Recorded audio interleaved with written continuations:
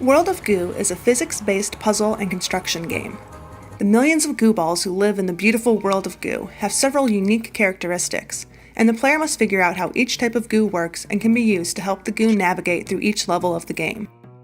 The levels start simple, and as players progress, more and more challenges are thrown in. Quirky signs guide the player with hints that help the player navigate new challenges or work with new materials. The lessons learned while playing World of Goo are clearly aligned with the Illinois State Learning Standards for Science.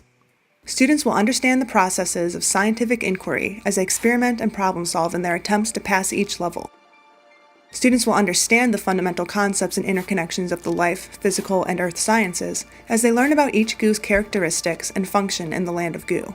They will, through trial and error, analyze how conservation of mass and energy affect their structures. They will model throughout the game how these elements work together and will develop a working definition of gravitational forces and motion in the world of Goo. Finally, students will have hands-on proof of how technology can be used to model scientific designs and principles. As they play, all students will be assessed on 3 different criteria: their diligence, improvement, and explanation. Students will first be assessed on their diligence. I will monitor student activity to make sure that they are playing the game and making forward progress at all times, and will ask them to report in a work log what levels they complete each day. Secondly, students will be assessed based on their improvement. As they work through Chapter 1, they will take a screenshot of their score at the end of each level. On the last day of play, students will start a new game and replay Chapter 1, again capturing their final score on each level. Students who have mastered the physical concepts embedded in the world of Goo will find that they complete the levels much more quickly and efficiently the second time through than they did on their first attempt, and part of their grade will be based on this improvement. Finally, all students will also be graded on a verbal explanation that they will give of the Chapter 1 boss level. Students may choose their method of presentation, but essentially must provide an explanation of their technique for passing the level and why they think that their technique is the best option.